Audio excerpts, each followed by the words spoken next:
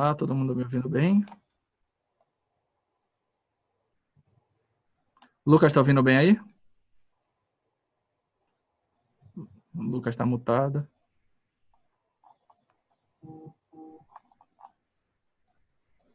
É vantagem usar o modo de economia de dados ou não?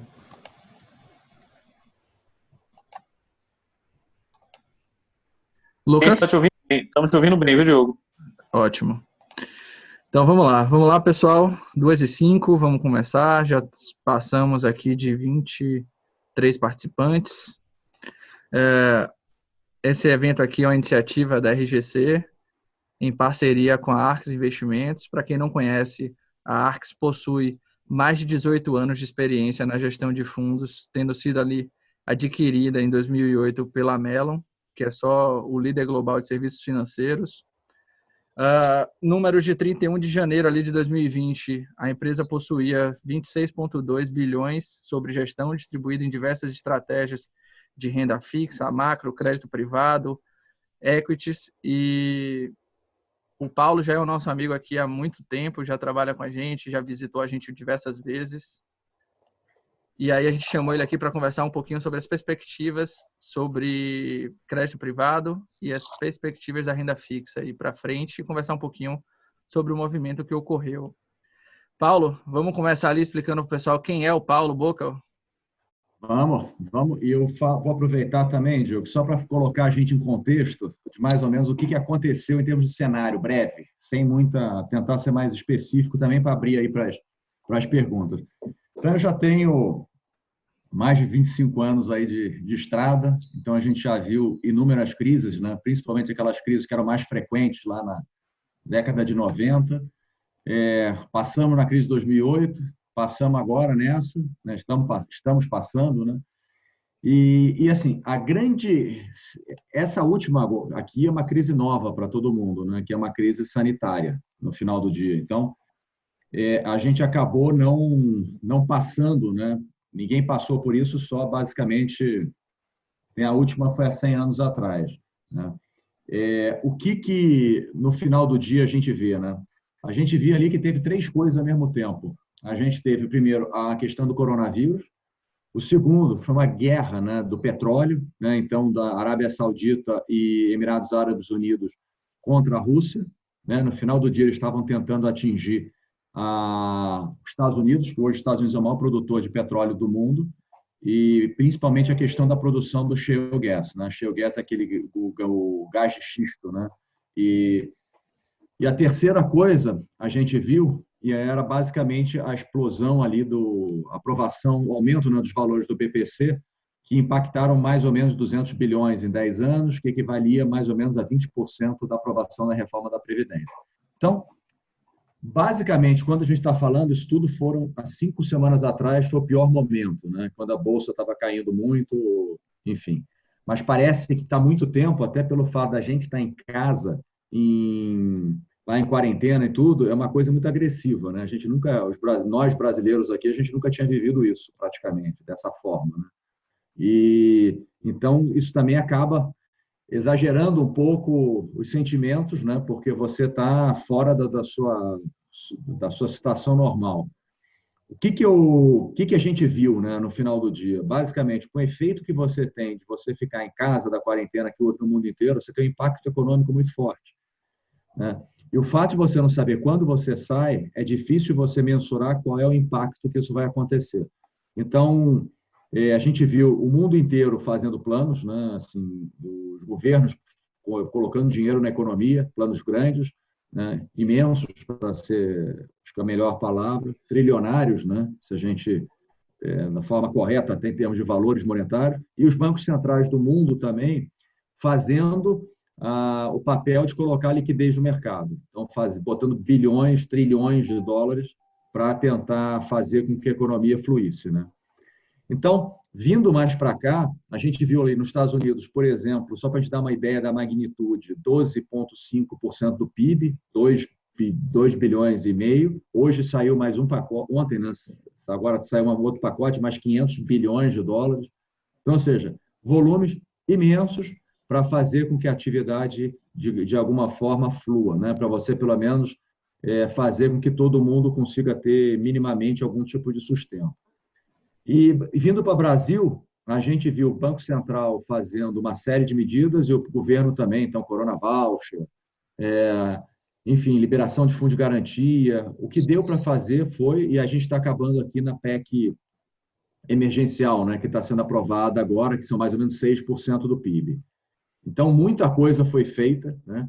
E, basicamente, se a gente olhar, né, o que todo mundo fez foi ir na liquidez, problema de liquidez, colocar a liquidez no mercado, né? O Banco Central brasileiro, ele entrou nisso também, então liberou o compulsório, mais ou menos, o volume de compulsório liberado foi 17% do PIB, né? Bastante, né? Se você for ver de uma hora para outra. Para os fundos de crédito, o Banco Central, ele basicamente, a primeira medida foi a liberação de 91 bilhões que os bancos poderiam comprar em debêntures, você depositava essas debêntures em garantia e você podia sacar o dinheiro no Banco Central.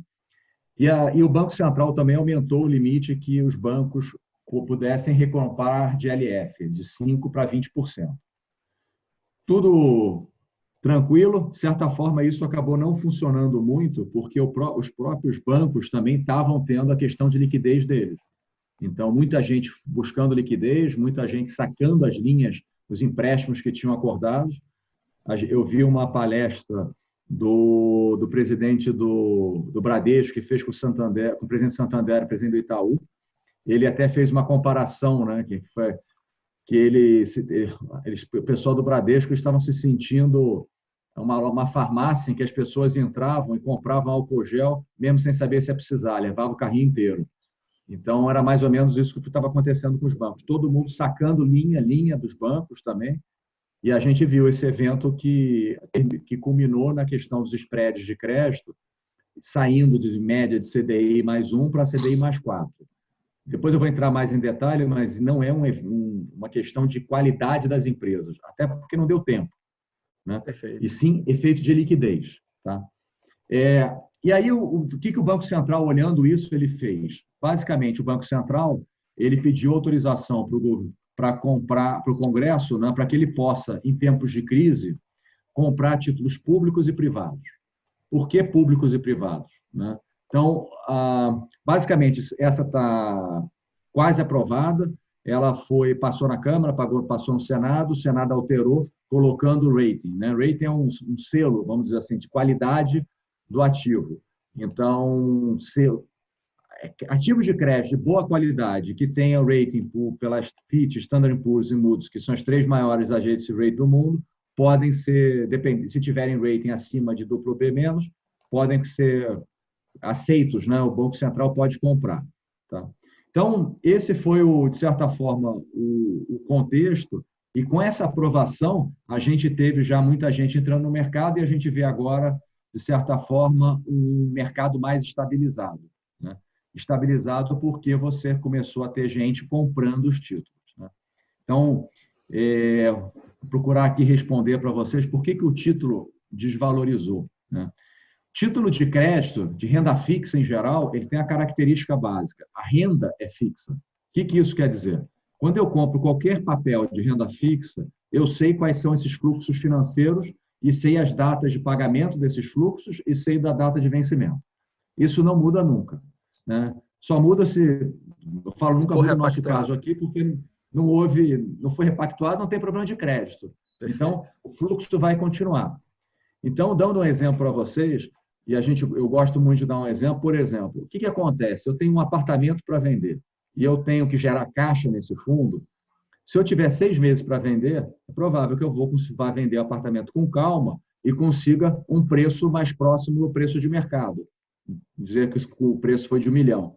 Se você tiver que vender em 1 hora ou 1 dia, provavelmente o preço que você vai conseguir é um preço bem menor. Né? O mercado de crédito funciona a mesma forma. Que é? Perfeito, Paulo. Assim, isso traz para a gente uma primeira coisa, né? O brasileiro, ele ainda não entende, não domina a diferença de ativos cotados na curva e cotados a mercado. Eles têm aquela falsa sensação de que a renda fixa ela só cresce, ela não oscila, e ele tem um histórico gigantesco que embasa essa ideia errada, né, de que a renda fixa não tem... Então, assim, aqui eu queria só dar um passo antes, eu sei que você já ia direto no cerne da questão. As pessoas precisam entender que os fundos, por uma determinação da Ambima, né, do escopo de atuação dele, ele precisa todos os dias atualizar o seu patrimônio líquido para prezar pela transparência, para que as pessoas não tenham ali o seu dinheiro colocado e em determinado momento esse dinheiro sumiu e fala assim, sumiu por quê, né? Então, os fundos, por si só, eles têm uma característica de marcação a mercado. Eles precisam ali todos os dias fechar sua cota e publicar sua cota, mesmo que seja de renda fixa, certo? Não, que todos nós temos, né? Na realidade, assim, o grande ponto, e aí fazendo o gancho que você está falando, assim, a gente viveu no Brasil, desde o Plano Real, com aplicações em CDI, né? No banco, né? E o banco normalmente dava uma recompra na curva. Então, Isso. a gente nunca sentia que nunca dava negativo, né? Isso. Então, esse basicamente, e assim, como os últimos 25 anos a gente teve taxa de juros de 15% ao ano em média, todo mundo ia no CDI mesmo e que estava bom, porque o CDI era uma taxa muito alta. Né? Dá um exemplo aqui que eu gosto de dar. Então, como é que a gente tangibiliza o que acontece no renda fixa e o que está acontecendo? Depois a gente até abre para pergunta, eu gosto de dar um exemplo. Vamos pegar um título que ele tem o vencimento de 1 ano. Né? Então, eu sei que no final eu vou ganhar R$1.000 nesse título. Vamos dizer que esse título valha hoje, eu vou no mercado e consigo, o preço normal do título, numa situação normal, é R$900. Então, esse título, o que ele vai fazer? Ele te paga, se você compra ele por 900 hoje, no vencimento ele vale 1.000, você tem uma taxa de 11,1%. Vamos dizer que o Diego me liga e fala, Paulo, eu preciso vender esse título para você. Aí eu falo, pô, Diego, eu não sei se vale a pena eu comprar, já estou cheio dele, estou com muito título. Eu falo, pô, tá bom, Diego, se você quiser me vender, eu te compro por 800. Né? Para mim, se eu comprar esse título do Diego é muito bom? Porque esse título, para mim, ele vai ter um rendimento de quanto? De 25%, que é o quê? Eu vou ter, ele hoje vai valer 800, mas eu sei que no futuro eu vou receber 1.000. Então, basicamente é isso. Ou seja, esse 25% que você tem, ou 10%, quando você o preço 900, é o que a gente chama no fundo de carrego. Né? Ou seja, quanto o seu fundo, esse fundo, esse título, levado na curva até vencimento, quanto ele renderia. Né? E aí também, de novo, na curva, né, Diego, que você fala, porque você está levando como se nada acontecesse. Né? É tudo mais constante, né? Tudo mais constante. Mas é uma forma da gente medir as duas coisas. Né? Então, o que a gente quer dizer com isso? No final do dia, se você não vender o título, você não vai ter perda, porque você vai continuar recebendo seus R$1.000 lá na frente. A questão é, se você sair, se o Diego, por exemplo, ele está perdendo a rentabilidade, ele está transferindo a rentabilidade de 25% que ele poderia ter se ficasse com papel, para mim, que eu estou ganhando os 25%. Então, na realidade, eu ganho, o Diego perde. No caso, se o Diego tivesse olhado ali e falado, olha, Paulo, vou fazer assim, por esse preço eu não quero vender, 25% eu estou aplicando, me arruma mais título. No final do dia, esse exemplo que eu estou dando é a questão do investidor saindo nesse momento. Porque no final do dia, se ele estiver saindo nesse momento, ele estaria vendendo praticamente o título com essa taxa de 25%, né? Que é essa marcação de mercado. E aí, o que aconteceu nos títulos? Aí, fazendo o gancho aí, Diego, boa a sua deixa aí para mim. O título... Como é que eu vou precificar todos os fundos no mercado? Se esse título do Diego ele foi negociado a 800 e eu marquei no mercado, ou seja, esse título teve um registro, como todos têm, todos os fundos que têm esse título vão ter que negociar, vão ter que marcar o título a 800. Então, no curto prazo, por quê? Porque foi o último preço de negócio que aconteceu. Então, todos os fundos apresentam uma perda, mas os fundos de hoje para frente têm um retorno maior do que tinha antes. Tá? Então, basicamente é isso que a gente está vendo. Não há também questão de crédito. Por quê? As empresas que a gente compra, e que emitem debênture hoje no mercado são empresas que são muito grandes, são as maiores empresas do Brasil. A gente está falando o topo, né, da pirâmide. Então, acabei de lembrar que eu não expliquei outra parte que eu vou explicar porque o Banco Central está comprando os títulos, aproveitar e fazer o gancho. É o topo.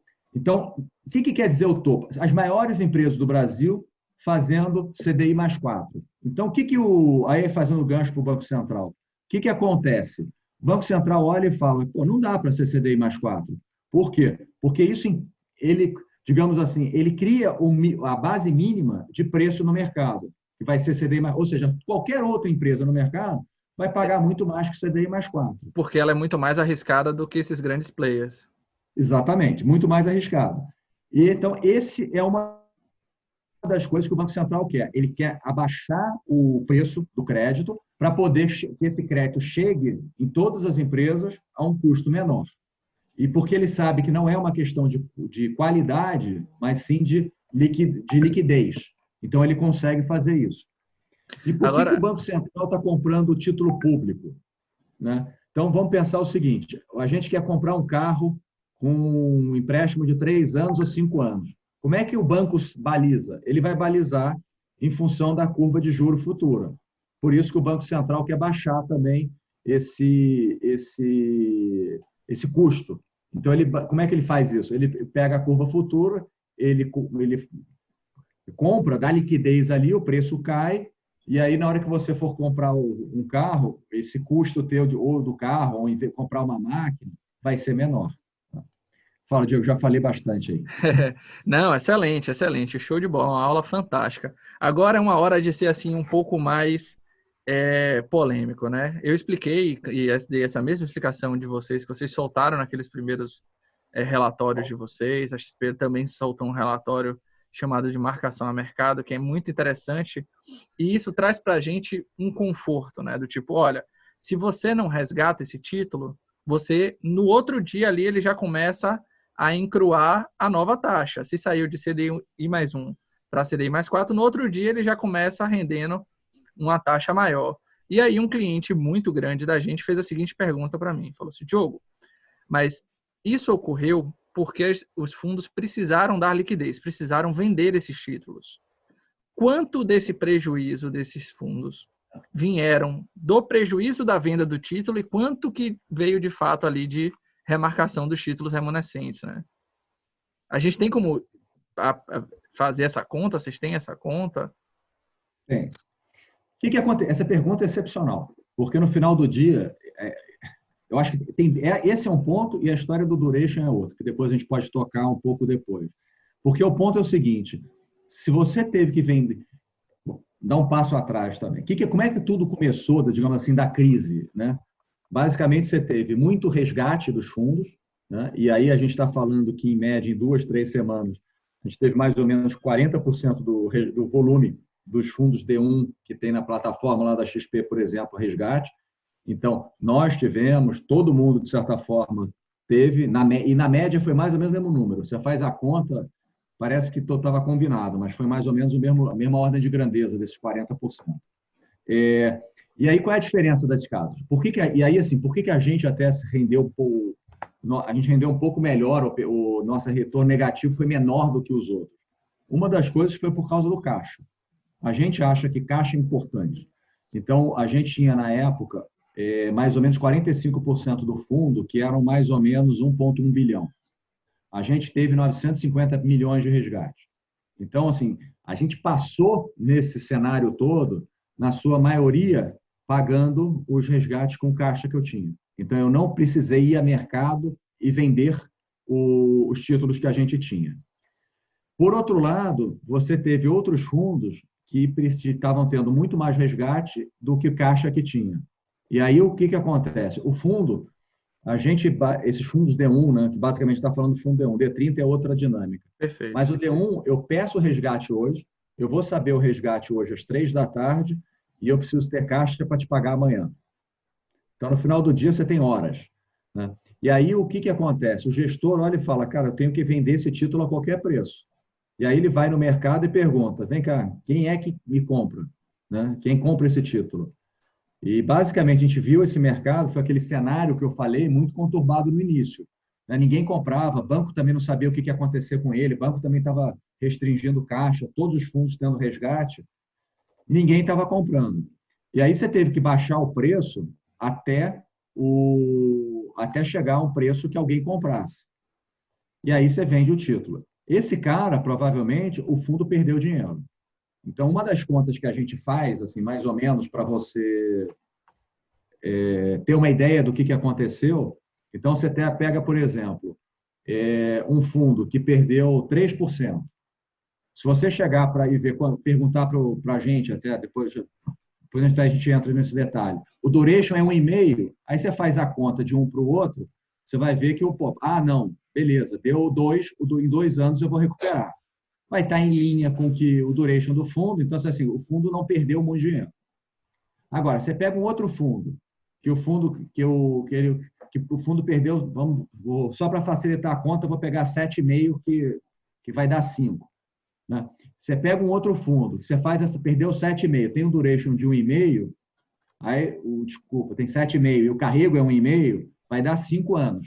Aí o duration do fundo é 2, Deixa eu só fazer uma pausa, porque quando a gente começa a entrar nessa questão de duration, muito carrego, técnica, né? tem muito cliente na plataforma, com certeza muita gente não vai conseguir entender esses termos técnicos. Se você puder dar só tentar desmistigar isso o máximo possível para ficar simples, eu agradeço.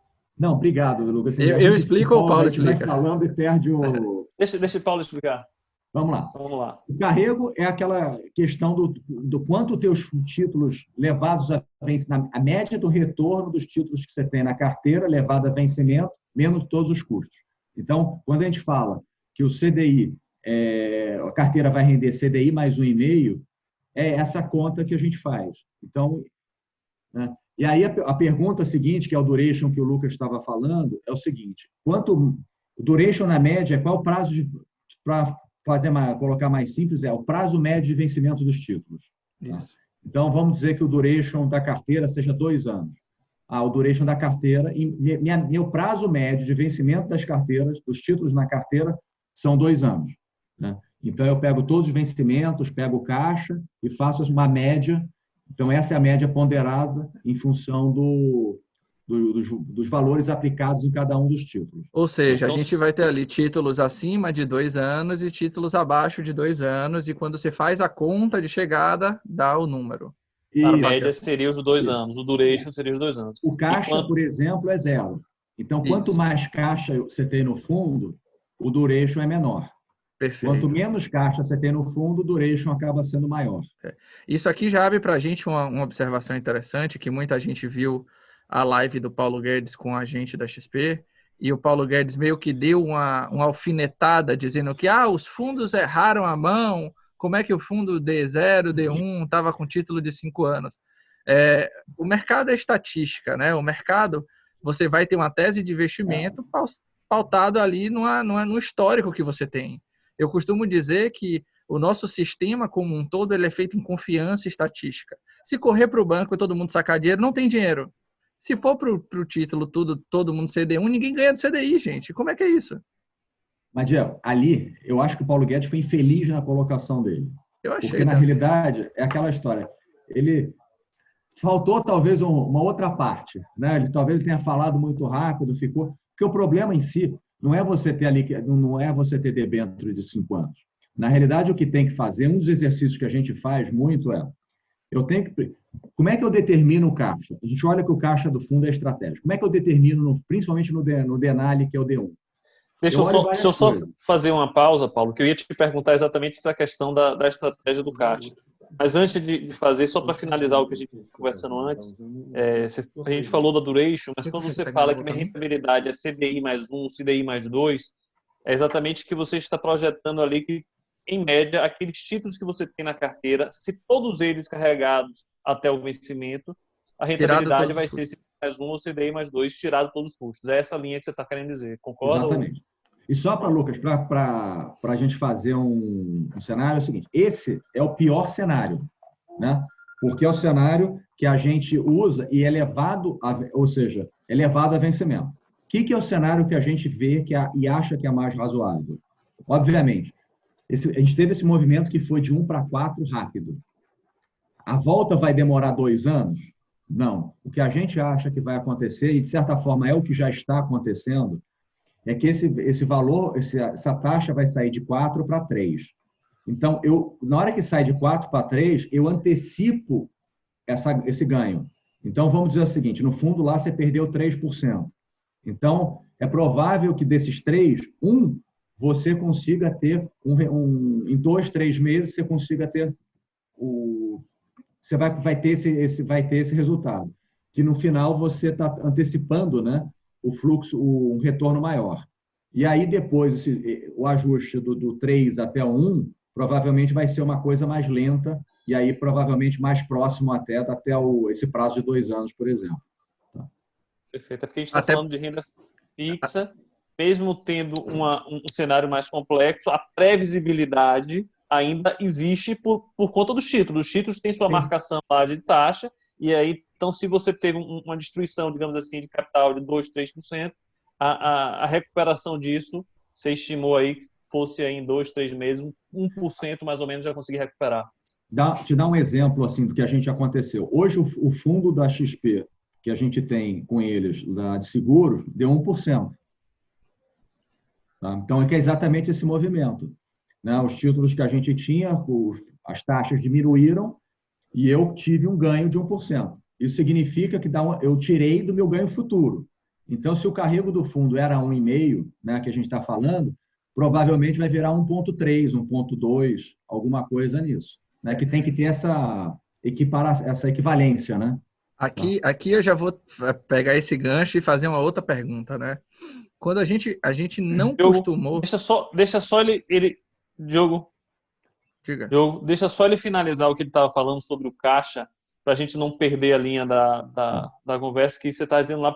Por que vocês definiram ter um caixa grande, já que, de certa forma, você também perde rentabilidade ao manter um caixa parado? Foi estratégia? Foi porque vocês viram um cenário mais sombrio? Dá um norte para a gente. Não, exatamente.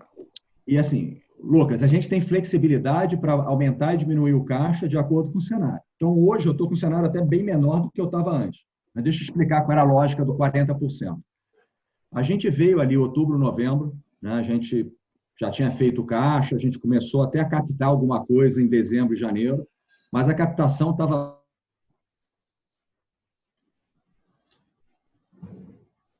Travou aqui para mim.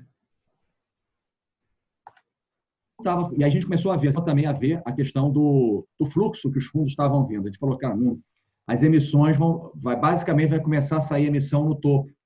Vamos começar a fazer caixa para começar a comprar emissão primária, né? Os bancos vão dívida nova. E aí a gente começou a estar com essa cabeça, então, fazer mais caixa. Junto disso, né, você tinha um fluxo de dinheiro para os fundos menor. Então, não tinha voltado. Dezembro, inclusive, foi o mês que você teve mais captação de fundos de ações. E a terceira coisa que a gente olha muito é como é que está meu passivo. Embora a gente tenha lá, sei lá, 30 mil clientes no fundo, o que acaba olhando muito, quem são os 20, 30 maiores clientes que você tem. Porque, às vezes, você tem 20 clientes que o cara tem 20, 30% do teu fundo.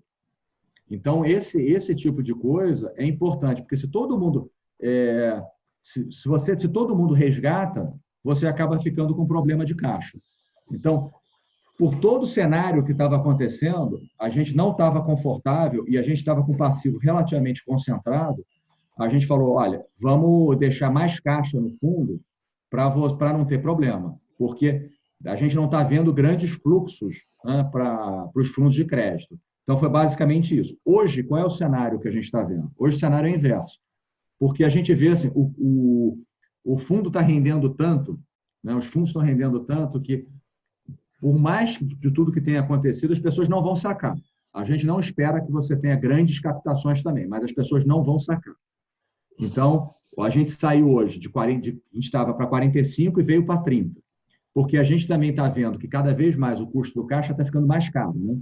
Hoje a gente está falando alguma coisa em 4%, que é CDI mais 4%. Se eu deixo no título público, em LFT, quem rende CDI, eu perco 4% nessa parte. Então, a gente reduziu de 45 para 30, E a gente também tem outros motivos. Como a gente perdeu 40% de patrimônio, o volume que a gente tem de 30%, se eu precisar ir no mercado vender, é menor do que era antes. Então, você consegue também fazer. E a outra coisa, meu grau de concentração que tem no fundo é muito menor do que antes. Então, grande parte dos grandes clientes saíram. Tá? Então, isso faz com que a gente consiga até ter um pouco menos de caixa no fundo. Tá? Porque, de novo, a gente continua olhando quem são os 30 maiores clientes que a gente tem. Então, eu tenho que estar... O caixa mínimo do mínimo do mínimo vai ser o caixa que eu vou pagar esses 30 maiores clientes. Isso é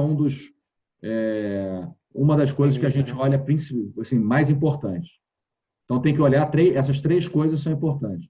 Por mais que a gente tenha 100 papéis, por mais de tudo, que no final do dia, LFT ainda é aquela história que você pode dizer que efetivamente você tem caixa. Excelente, excelente. A pergunta que eu ia levantar é a seguinte: historicamente, o risco da renda fixa, né, o risco de crédito privado, é efetivamente o não cumprimento da dívida, é a empresa quebrar, certo? É o default. E recentemente, na verdade, ali um pouco ainda antes do final do ano passado, a gente já tinha tido uma reprecificação dos ativos AAA brasileiros por conta ali de não estarem condizente com o spread de crédito da empresa, né? E agora a gente teve um problema por conta, como você trouxe, desse encadeamento de situações que levaram ali à ausência de compradores, né? A pergunta é para a gente se acostumar a ter volatilidade na renda fixa, nos fundos de renda fixa, nos fundos de debêntures, ou você acha que isso Diogo ficou um pouco sem sinal, Diogo. Parou em compradores sua pergunta, Diogo. Então, eu vou refazer. Já ouvi, pergunta parou em compradores. Já ouvi. Então assim, o que eu estava querendo fazer é para a gente aceitar que agora a gente vai ter um novo risco, ou seja, volatilidade dentro da renda fixa, ou a gente deve continuar apenas se preocupando com o risco do default, o risco de crédito, e que toda essa movimentação ela é pontual, foi uma tempestade perfeita? Vamos lá. A volatilidade nos níveis, né, que a gente teve hoje, essa volatilidade, a gente está falando assim, 0,30, 0,40 negativo que a gente chegou a ter, eu acho que não desse tamanho. Né? Eu acho que a volatilidade que a gente vai ter no mercado, olhando para frente, e aí até porque o CDI está cada vez diminuindo mais, a expectativa que a gente tem é de diminuição do CDI, não aumento, é você ter cotas positivas e cotas negativas. O que eu quero dizer com isso? Se você olhar no final de um mês, né, você vai ter algum retorno ali de o equivalente a um...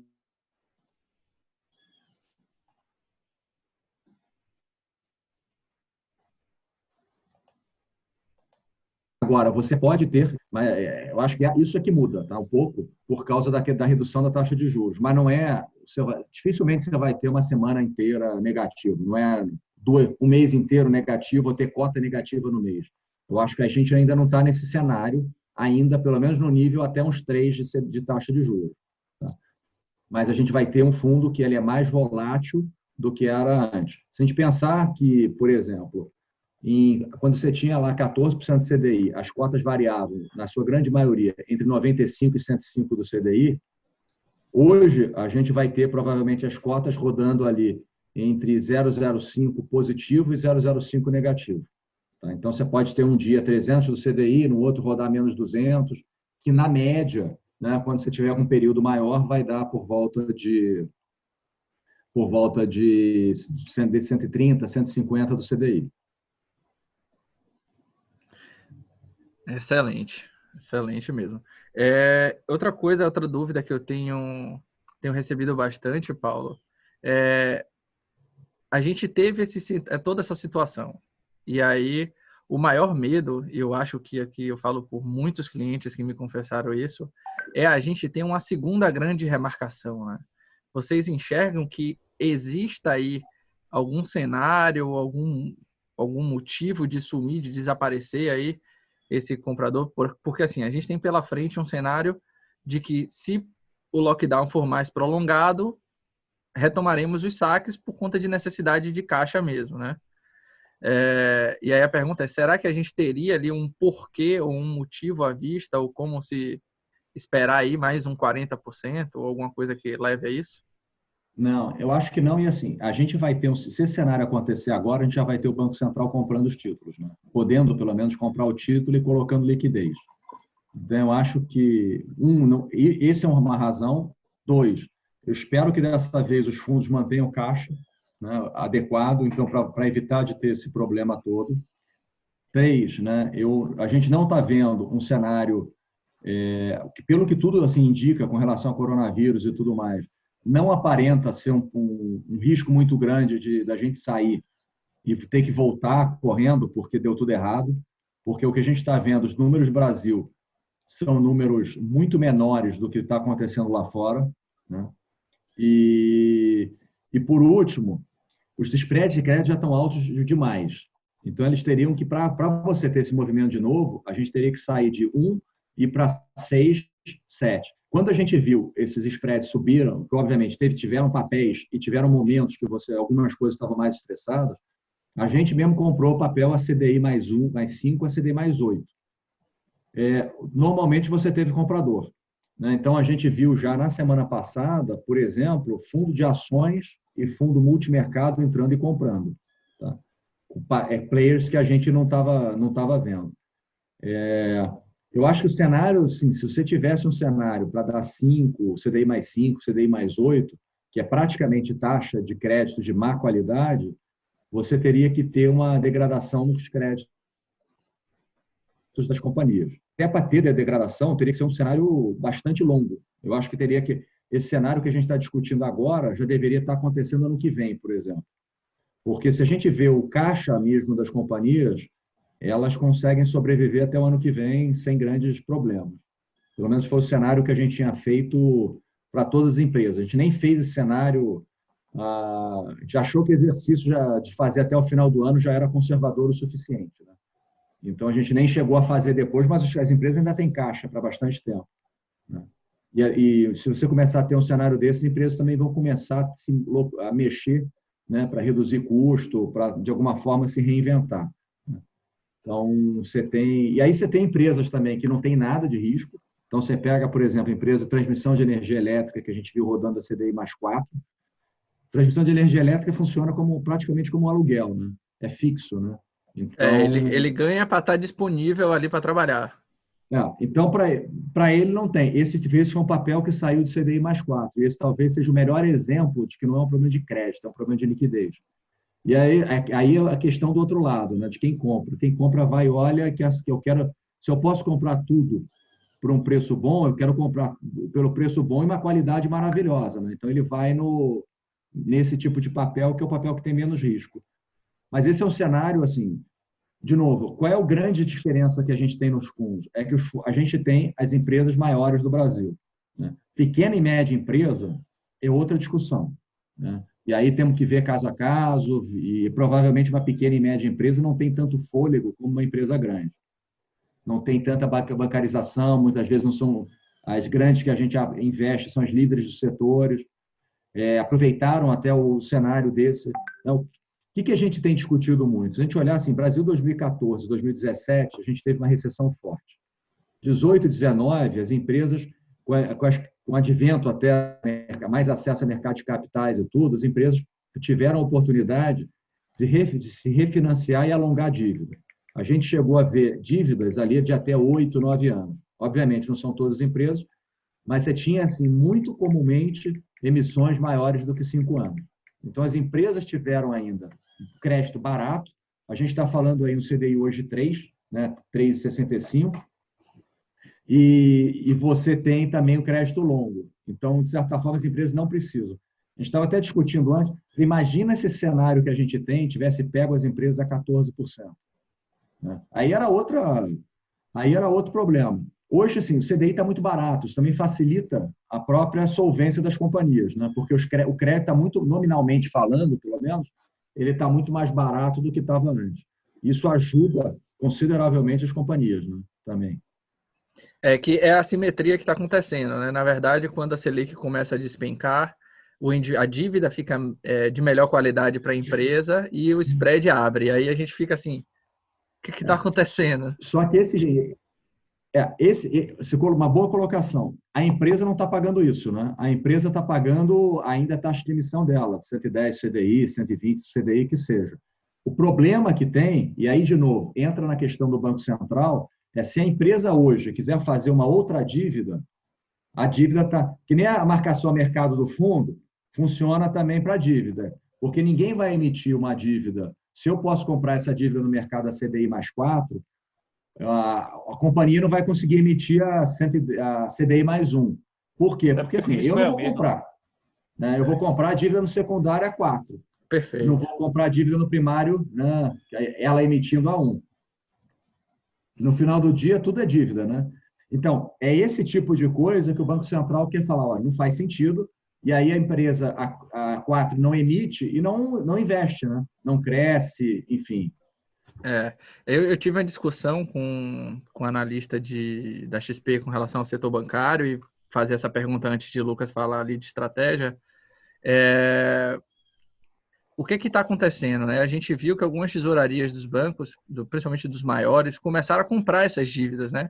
Eles, quando vão emprestar para Vale, para Petro, eles vão emprestar ali a CDI mais meio ou CDI menos meio. Né? E aí ele vê o título dessa mesma empresa sendo negociado IPCA mais 6, IPCA mais 5,5, e a própria tesouraria começou a comprar ser um dos compradores, né? Um dos players falou, é melhor comprar no secundário do que emprestar, porque a empresa não vai aceitar esse nível de taxa para mim.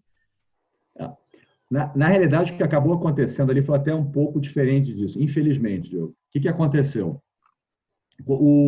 Os bancos grandes, e aí foi o problema do compulsório não ter funcionado, tá? O único que é diferente disso que a gente está falando foi o Itaú. O Itaú foi, de fato, parceiro, ele comprou e ele, aliás, ganhou uma fortuna comprando, porque ele comprou super bem e na frente de todo mundo. É aquela história, quem é o primeiro a chegar, bebe água limpa. Né? O Itaú bebeu água limpa. Os outros bancos, o que os bancos, na realidade, eles fizeram? Porque tinha um conflito do curto prazo e do longo prazo, que era o quê? Quem é que financia? Vale, Petrobras, essas empresas. São esses 5 bancos, porque quem é que tem, de certa forma, balanço para isso? E aí você chegava no conflito interno e falava, se eu comprar no secundário, eu não tenho limite para comprar no primário. E eu estou cheio de dívida com essas empresas. Então, eu tenho que ficar segurando lá o potinho, equilibrando o pote para ver se eu compro no primário ou se eu empresto, quer dizer, se eu empresto no primário, né, faço um novo empréstimo, ou se eu compro esse secundário que é muito bom, mas, por outro lado, eu encho o limite, se eu precisar fazer a empresa quebra, eu perco tudo. Né? Então, ele também, na análise de risco da companhia, do relacionamento, eles não entraram comprando todos os nomes, eles compraram os nomes que eles não tinham relacionamento, por causa da sobreposição. Né? Mas os bancos compraram, teve muito fundo entrando, comprando, o fundo foi criado para dar liquidez, e Banco Médio comprou muita coisa. Quem comprou foi Banco Médio, né? Que é o que você estava falando aí. Por quê? Porque esse Banco Médio ele não tem acesso a esses nomes, a esses preços. Então, esses caras compraram mesmo. Né? Mas também não compraram tanto, porque eles também tinham que resguardar, digamos assim, o próprio balanço deles também. Porque nessa hora que liquidez é o que a gente chama, né? Cash is king. Né? Então, assim, liquidez é a coisa mais importante. Então, é melhor, às vezes, você deixar passar, mas de fato, assim, a gente viu todo... Quando começou a bater taxa CDI mais 7, CDI mais 6, CDI mais 5, que foi o pico, o pessoal acaba comprando, mesmo pouco, porque começa a fazer conta e fala, não faz sentido não comprar. Né? E os bancos médios, outra coisa que tem hoje, estão muito melhores do que estavam há 10 anos atrás, porque hoje as plataformas permitiram que eles tivessem um passivo, né? Os compradores do CDB está bem pulverizado, né? Diferente do que acontecia lá em 2008. Isso é outra coisa, que os bancos hoje estão muito sólidos. Vai lá, Lucas, eu te interrompi e faça lá a sua pergunta. Vamos lá, Paulo. A gente olha na plataforma da XP e observa que a Arx tem 4 fundos de crédito privado: o Denali, o Vinson, o Everest e o Elbrus. Quero que você fale um pouco da estratégia de cada um deles, como é que o investidor pode pensar em colocar eles dentro de uma composição de carteira, qual assim, uma separação de cada um deles, as características. Vamos lá. Basicamente, assim, vou começar pelos fundos de CDI. Basicamente, o que diferencia esses 3 fundos acaba sendo liquidez. Então, qual é o impacto maior? Quando eu tenho o fundo D1, eu tenho muito caixa. É o que a gente estava falando. Em média, eu tenho 30% de caixa. O Vinson, eu tenho 30 dias para pagar o resgate. Então, eu fico mais ou menos entre ali 18% e 20% de caixa. E o Everest, ele é um fundo D60, ele é investidor qualificado, e eu consigo, então, ter um caixa ali rodando por volta de 8%. Então, o que acontece também em termos de comportamento? O D1, qualquer coisa que aconteça, a pessoa vai e saca. Então, o giro de resgate é muito maior. O D60, por ser 60 dias, ninguém saca. Então, é uma carteira que tende a ser mais estável, né? Em termos de tanto aplicação quanto resgate. Qual é a diferença entre eles? Basicamente, eu tenho o processo de investimento é o mesmo, e o Everest, ele é um fundo que eu não tenho algumas amarras, né? O Vinson, por exemplo, ele é um fundo super conservador porque eu estou seguindo a legislação de previdência aberta e previdência fechada. Então, a gente tem algumas restrições. Uma delas é comprar empresa de capital fechado. O que é empresa de capital fechado? É uma empresa... Na realidade, empresa de capital fechado, a gente acha até o risco melhor do que uma empresa de capital aberto. Então, por exemplo, você pega uma Copel, uma CEMIG, né, que elas são holdings e ela tem uma empresa de geração. Então, a Copel GT, a CEMIG Distribuição, que são subsidiárias integrais dessas companhias, mas elas são operacionais também. Só que o que acontece? Como os fundos que compram previdência aberta e fechada não podem comprar essa empresa, eu tenho menos demanda por esses papéis. E pelo fato de ter menos demanda, paga mais. Então, eu consigo comprar isso, por exemplo, no Everest. Tá? Então, hoje, em termos de retorno, basicamente, o que eu tenho de diferença? No Denali, os fundos estão rodando ali a CDI mais 1,30. O Everest rodando, desculpa, o Denali CDI mais 1,30. O Vinson rodando a CDI mais 1,60, 1,70 agora, e o Everest rodando a CDI mais 2. Tá? Então, o CDI a gente está mudando também essa questão do percentual do CDI. Né? O Everest, se eu botar em percentual do CDI alguma coisa em torno de 155 do CDI, o Vinson rodando alguma coisa em torno de 140 do CDI, e o Denali rodando alguma coisa em torno de 125, 130 do CDI. E esse, falando de novo, é aquele quanto levado a vencimento, meus títulos vão estar rendendo. A cesta de títulos tirados os custos vão estar rendendo, né? Quanto o fundo vai estar rendendo. Então, basicamente, em termos de mercado, é isso. E esse fundo é em CDI, ou seja, eu não tenho risco de mercado. Ele é para ter uma volatilidade relativamente baixa. Tá? E essa volatilidade que eu falei do comportamento do fundo é basicamente nesses 3 fundos. Outro fundo que a gente adora, são os fundos de debênture incentivado. Né? A gente tem 2 fundos de debênture incentivada hoje, um é o REDiado, que é o RX Red, e um que é o fundo de debênture incentivado. O Red, a gente procura ter o CDI como benchmark. Então, a gente faz um Red nos papéis para manter o benchmark. E ele hoje está rendendo mais ou menos CDI mais 1,20. Tá? Então, ele é D30. Os 2 fundos de debênture incentivada são D30. Então, 1,20 do CDI, a gente está falando alguma coisa ali em torno de 130% do CDI. E o fundo que a gente mais gosta é o Elbrus. O Elbrus tem o IMA-B5 como indicador, como indexador, e o IMA-B5, no final do dia, ele é uma cesta de papéis de NTN-Bs, ou seja, títulos públicos que pagam em PCA mais um cupom de juros, né?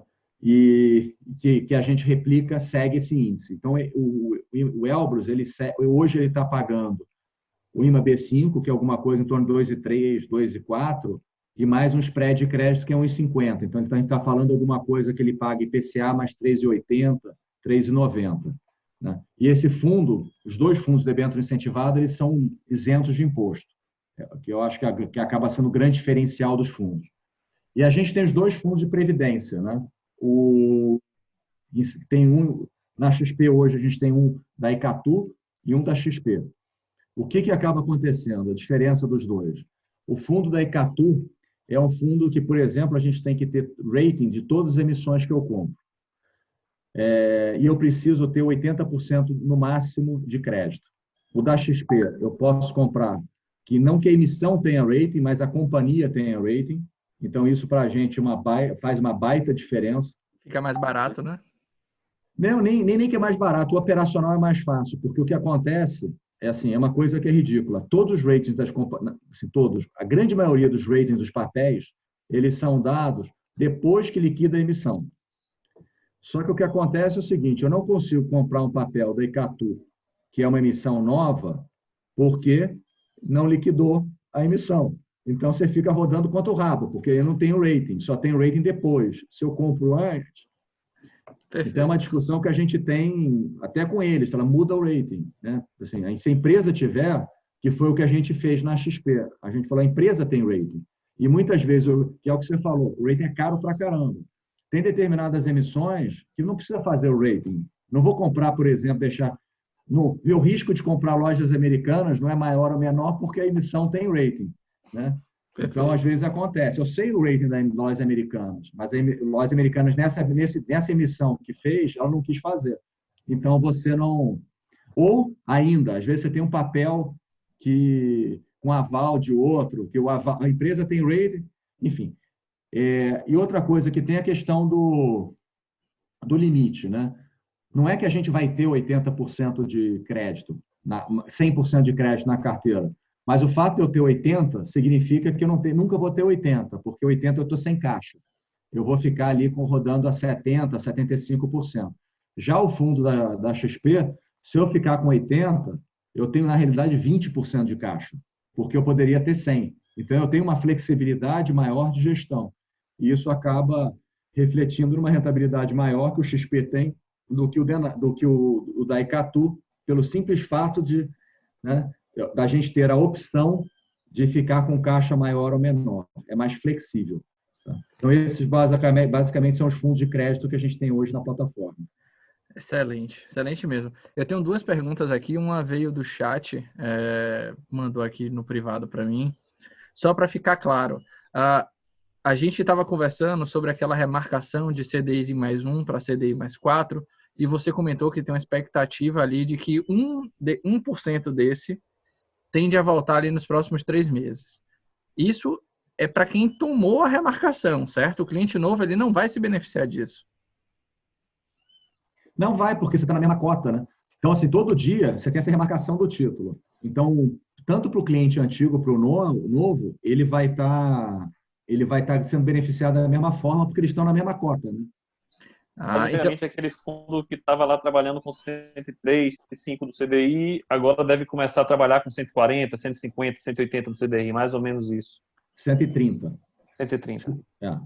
Tá? 130, 140 do CDI.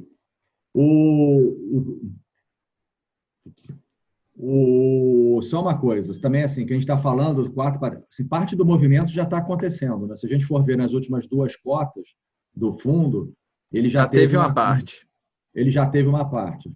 Tá? Porque no final, assim, o fundo deveria estar rendendo 150, só para facilitar o número, 150. Se ele rende 500, já é parte desse fechamento de taxa, né? Porque a gente viu lá rendendo 500, 800 do CDI, uma parte é isso. Perfeito. Mas sim, você vai ter um ganho adicional, vamos botar assim. Tem um benefício, então, para quem está fora de entrar e quem está de manter ali, pelo menos, dar mais uma respirada ali no curto prazo. A gente está vendo isso, assim, o mercado secundário, que basicamente é onde acaba ditando os preços, né, melhorou consideravelmente. Você vê assim, uma compra... Essas barganhas aqui que eu falei de CDI mais 8, mais 7, acabou. Você já não vê mais. Então, as coisas estão mais racionais. Porque também, diminuindo a venda, né? Como você tem menos resgate nos fundos, as pessoas não precisam vender tanto. Então, isso também ajusta o preço, né? Porque o grande problema é você ter num cenário com pouco comprador, é você ter muita venda. E outra coisa que está acontecendo é que a gente está mais próximo do Banco Central ter a aprovação de comprar os títulos. Então, muita gente se antecipa ao Banco Central, porque sabe, se ele não fizer, o Banco Central vai fazer. Então, ele entra e parte desse movimento foi antecipado por causa disso. Senão esse dinheiro fica na mesa, né? Não, ele sabe que vai ficar. Então o cara começa a entrar e comprar, porque se ele não fizer, o Banco Central vai entrar. A gente está fechando aqui praticamente a nossa primeira hora. Eu tenho 2 perguntas, Paulo, para ver se você consegue responder para a gente ainda. Uma é sobre cenário, Selic e IPCA para frente, como é que está a visão da casa, da casa da Arx. E o outro cenário é como você falou, né? Os fundos D60, eles tendem a ser mais resilientes do que os fundos de caixa.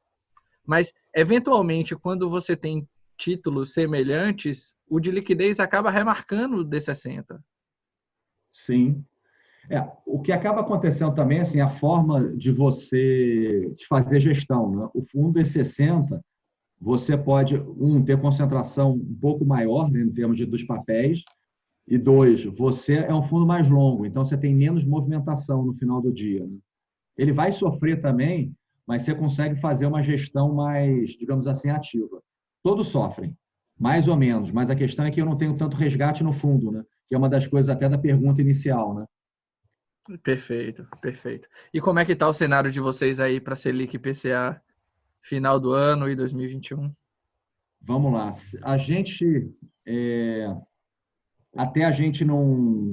Como é que eu posso falar? O cenário que a gente tem de Selic, no final, a gente vai ver que o Banco Central vai reduzir praticamente mais 0,5% na próxima reunião, que é mês que vem, e provavelmente mais 2 de 25. Hoje até o mercado está botando mais. A gente achava assim, que, na realidade, o mais importante para o governo seria até para você destravar as coisas. Por exemplo, tem o marco do saneamento. O crescimento do ano que vem ele vai vir muito mais em função do investimento do que propriamente qualquer coisa. Se a gente pensar que consumo, o gasto do governo, ele não vai ter, né? Porque as pessoas hoje estão ficando mais pobres, né? E o governo mais pobre ainda, né? Também. Então, não vai vir por ali, tem que vir para o investimento. Então, baixar a taxa de juros não é aquele negócio que vai ajudar digamos assim, em dar crescimento. Talvez ele ajude indiretamente pelo fato de baratear os custos das empresas, custo de crédito e tudo mais. Então, a gente vê que o Banco Central vai estar fazendo política expansionista, mas a gente não acha que não é tão importante. Mas a gente acha que no final do dia você vai baixar 1% aí no ano, né? A mais. Então, alguma coisa ali em torno de 3% para o final do ano é possível. 75, 1 ponto, né? Inflação. Esse ano, o cenário é absolutamente deflacionário. Então, a gente está vendo ali alguma coisa em torno de 2,5% para a inflação. E, agora, o ponto que a gente tem de preocupação é a questão fiscal. Tá? Então, a questão fiscal é um ponto importante. A gente tem que ver o que vai ser aprovado de ajuda para os estados e municípios. Se vier do jeito que o texto está aprovado, na realidade, você está dando um cheque em branco para os estados e municípios, porque você dá para o governador tomar a decisão de quando abre e quem vai pagar a conta é o governo federal. E eles não querem contrapartida nenhuma. Então, é bem complicado isso e tem que olhar. A gente já sabe que o Brasil já vai ficar bastante impactado com relação à dívida pública, né? Porque você vai ter um PIB menor. Então, o PIB desse ano, a gente está vendo ali alguma coisa. Obviamente, tem que ver como é que volta e tudo, mas a gente tem um intervalo, na realidade, que é entre 0 e menos 5. Tá? 0 e menos 5? 0 e menos 5? Isso. 0 e menos 5 no ano, e olhando ali, assim, o número mais provável hoje está no meio, 3%. Tá? Isso impacta tudo. E ano que vem volta lá 2,3 e tal. Se a gente olhar, Lucas, assim, em termos do que vai ser para o ano, é uma tragédia. Então, aquela história, tem que saber o que vai acontecer. O primeiro trimestre foi pouco afetado. Segundo trimestre, a gente está falando aí 15%, 20% negativo. Terceiro trimestre vai ser 10%, 15% para cima, né? Então, são números grandes porque, assim, a gente parou tudo, né? E a gente foi fazer a quarentena ali na última semana de março. Então, o segundo tri é que está pegando tudo, né? E o quarto tri já começa a ficar mais normal para ficar nesse intervalo no final do ano. E ano que vem, alguma coisa em torno de 3%. Esses números ainda estão mudando, né? Então, todo dia a gente muda o número. Mas uma coisa, assim, que essa taxa de juros baixa, ela veio para ficar. A gente não vê subindo. a não ser que o cenário fiscal piore muito e precise subir, a curva suba de alguma forma para você mexer na dívida, mas no curto prazo a gente não vê muita... Eu quero, Diogo, Essa é continuar uma... nisso. Deixa eu continuar nisso aqui, Diogo, só um pouquinho. É disso mesmo que eu vou falar, sobre o descompasso das curvas. Então siga aí, pode seguir. Esse é um outro movimento que a gente está acompanhando, né? Praticamente todo mundo está dizendo que o juros baixo veio para ficar e, de repente, a gente tem ali um estado de calamidade que dá para o governo a prerrogativa de descumprimento do fiscal, né? Sem infringir ali um crime. E a gente não sabe ainda o que é que vai acontecer, mas as curvas futuras começaram a mostrar para a gente 7, 8, outro nível de realidade de juros que vai de encontro com essa afirmativa que você e muitos gestores estão dizendo, né? Veio para ficar, mas a gente olha ali a curva de 35. Deixa eu só interromper que já complementa de Diogo. É exatamente essa linha que eu ia falar, só que agora eu trabalho na perspectiva do investidor. Dentro dessa ótica, o que é que o investidor hoje pensa como solução? Trabalhar um IPCA mais longo para a carteira, trabalhar mais forte um CDI? Que tipo de carteira e composição o investidor pode ter num cenário como esse de taxa de Selic mais curta no curto prazo e de taxa longa mais alta? Não, por isso que eu falei até que a gente gosta do Elbrus, porque, de certa forma, você está com... O final do dia, assim, grande incerteza que a gente vai ter é a questão de inflação. Se isso gera inflação ou não gera, e como é que o governo vai financiar o déficit no final do dia. Então, você ter alguma carteira protegida em IPCA, eu particularmente, aí eu estou falando na física, eu prefiro do que ter um juro longo que eu não sei o que vai acontecer com a inflação, né? E aí, assim, quanto mais longo, mais incerto é. Às vezes, você fazer 1, 2 anos, pode ser que vale a pena correr o risco, mas você pegar 10 anos e tal, Brasil, 10 anos é uma eternidade, né? Aí o 10 anos seria mais uma composição com IPCA. E uma mais curta pode ser um CDI mais alguma coisa. É isso que você quer dizer ou eu entendi errado? O CDI, eu acho que assim, a composição que você tem assim, do CDI é muito também do perfil do cliente, no sentido do cara não gostar da volatilidade, que tem um retorno mais certo. Agora, se você tiver um horizonte de investimento maior, vai para o IPCA e um prazo maior, que você vai ter um retorno maior. Mas tem que lembrar da história da marcação a mercado, né? Se você tiver que sair antes, o que acontece?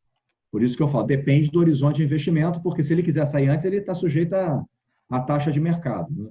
Isso. O que a gente estava falando da curva? Não sei se eu te respondi, depois você me volta se não... O que a gente está falando da curva? O que o Banco Central tem falado? O Banco Central tem falado, basicamente, que ele vai fazer aquela operação... Duas coisas o Banco Central tem falado. A primeira é usar até 5 anos.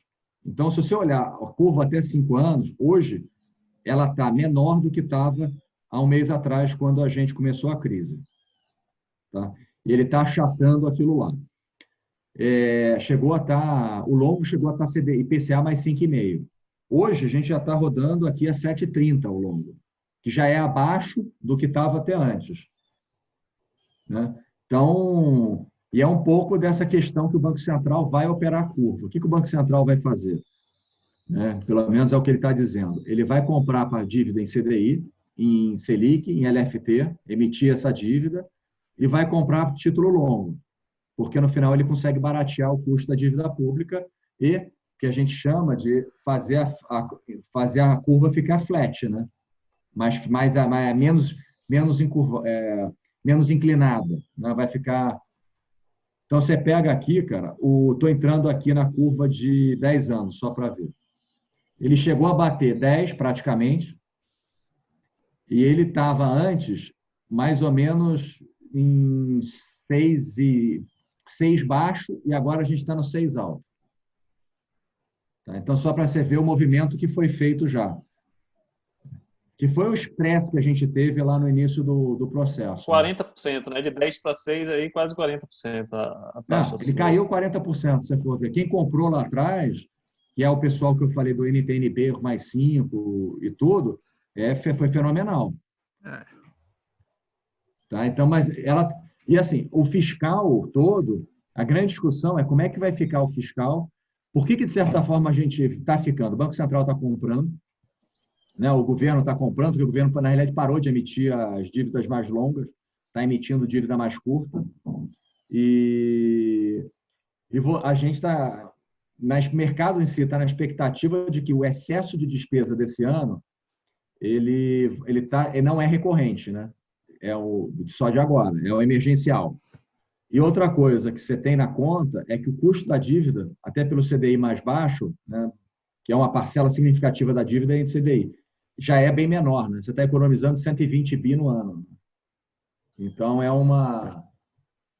um outro efeito que você tem também para o outro lado. Você tem uma dívida, um gasto público maior, mas com um custo, né, de dívida bem menor, né? Então, Isso é verdade. agora tem que ver como é que isso vai ficar, essa equação, porque ninguém sabe. A única coisa que a gente sabe é assim, a dívida pública vai aumentar. Ela estava diminuindo, né? Perfeito. A gente não E, sabe nem quanto vai aumentar e nem como vai pagar, né? e nem como. Então, assim, ainda estamos. Eu acho que assim, já vai piorar bem quando. Assim, a gente está tendo. Eu acho que a expectativa de todo mundo no final do dia é que essa PEC não passe do jeito que está. O Senado segurou e está querendo conversar com. Quer dizer, o governo pediu para conversar com o Senado, para ver como é que faz, né? Quem vai entrar política no meio, né? A gente está num momento realmente Mas assim, diferente. não dá para você. Assim, tem que aproveitar. Eu acho que é um momento de esforço para todo mundo, né? Então, eu acho que nessa PEC você pode ter uma contrapartida de, por exemplo, faz a reforma da Previdência, não aumenta gasto com servidor público, né? Ou pelo menos se aumentar, aumenta a inflação, não dá ganho real, não aumenta quadro, sei lá, alguma coisa que também faça todo mundo estar alinhado, né? Porque no final do dia, assim, a gente vai pagar a conta do mesmo jeito, porque não vai ter. Se o governo federal tiver quebrado, você não tem investimento, né? Então não dá para quebrar um ou quebrar outro. Acho que todo mundo tem que pagar para estar todo mundo na mesma direção, né? O pessoal estava pedindo perdão da dívida. Pedir é de graça, né? Não, pedir é de graça, né? É que tem que ser razoável, né? Não tem jeito. Então, até o pessoal falou, pô, durante assim, a gente vai dar um ano para vocês, sei lá, não pagar a dívida. Paga para vocês se reestruturarem, mas tem que pagar a dívida, né?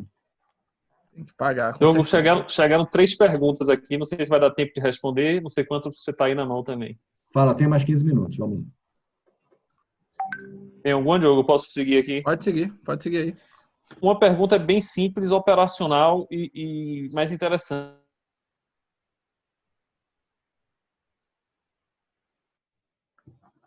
Travou aqui para mim, Lucas. Como é que vai ficar essa compensação de imposto de renda? Vai ter ou não vai ter? Você tem a compensação, sim. Você não perde a compensação. Porque no final do dia, o que vai acabar acontecendo vai ser quando você resgatar, né? Então, até porque quando você resgatar, dependendo do prazo, você já pode ter até lucro na primeira operação que você tiver. Mas ele compensa os dois juntos, sim. Bacana. Ele compensa. Partir para a segunda, Diogo. A gente ainda está longe desse cenário, mas numa perspectiva de juros zero, como ficaria esse benchmark do CDI? Não seria o momento dos fundos trocarem o 120%, 110% do CDI por o CDI+? A gente já mudou até. A gente mandou uma carta ontem falando sobre isso. A gente já mudou, e tanto que assim, eu estou evitando de falar em percentual do CDI, eu falei até mais no sentido para a gente ter uma noção, né, mas a gente mudou os fundos. Então, o Denali foi, se eu não me engano, CDI mais 1,30, Vinson mais 1,70, a gente já mudou isso tudo. Exatamente por causa disso. Cada vez o CDI está fazendo menos sentido e todos os indicadores de crédito estão indo na direção do CDI+, ou IPCA+. Né? IPCA já é, né? O do CDI ser CDI+. E a última questão aqui que tem para a gente é como é que fica o câmbio nesse cenário. Falou da inflação, falou dos juros, e o câmbio, para onde é que ele vai? Essa é a pergunta fácil. Essa é a pergunta de 50 milhões de dólares, né? Nem de $1 milhão. Acho que o câmbio, nessa altura do campeonato, até por assim, vi como tem a questão de muita gente do flight to quality, você vê que o dólar está variando um absurdo, né? Ele vai bater 5,30. Eu acho que é uma situação muito mais do que está acontecendo lá fora para dar uma acalmada. Mas hoje em dia, assim, não tem muito. Agora, já foi demais, né? Pode ir um pouco mais? Pode, mas o câmbio já está bem desvalorizado. O câmbio nosso desvalorizou, foi o que mais desvalorizou entre os emergentes, né? Então, assim, tem o que todo.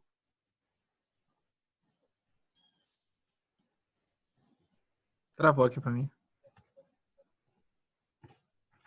Agora, a gente está com taxa. E agora, o outro lado positivo é que já saiu o dinheiro daqui, né? Não tem tanto estoque de investidor estrangeiro aqui. A dívida pública brasileira é toda em real, né?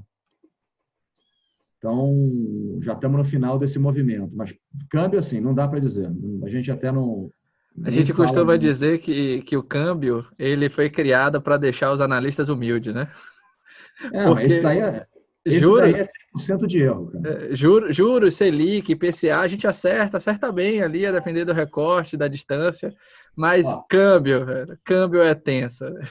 O pessoal brinca e fala assim, o câmbio vai para 5. Só não pode dizer quando, né? Aí é bom. Paulo, eu gostaria de agradecer essa grande aula que você deu aqui para a gente, né? Seus relatórios eles já são de grande ajuda ali na lida, a gente que fica aqui na ponta, que conversa direto com os clientes e a gente está aí ajudando, né, esse movimento de fortalecimento da educação financeira do brasileiro. Está só começando. Então, gostaria muito de agradecer aqui em nome da família RGC o seu tempo, as aulas e o material que você tem disponibilizado para a gente. Legal, gente. Obrigado pela presença. Assim, para a gente, para a Arx, é um prazer. Estamos à disposição também de fazer quanto, tirar qualquer dúvida.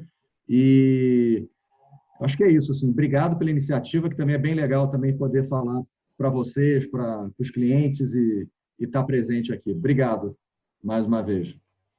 Obrigado, Paulo. Obrigado a todos que estiveram presentes hoje. Valeu, Diogo. Valeu, pessoal. Grande abraço a todos. Bom dia e bons negócios.